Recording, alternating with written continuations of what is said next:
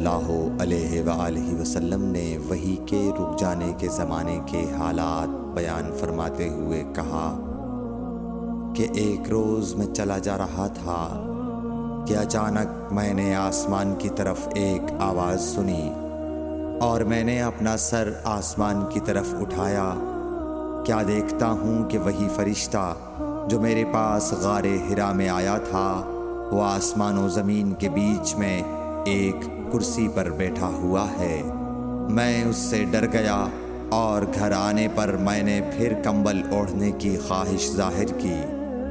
اس وقت اللہ پاک کی طرف سے یہ آیات نازل ہوئیں، اے لحاف اوڑھ کر لیٹنے والے، اٹھ کھڑا ہو اور لوگوں کو عذاب الہی سے ڈرا، اور اپنے رب کی بڑائی بیان کر، اور اپنے کپڑوں کو پاک صاف رکھ اور گندگی سے دور رہ۔ اس کے بعد وہی تیزی کے ساتھ پے در پے آنے لگی۔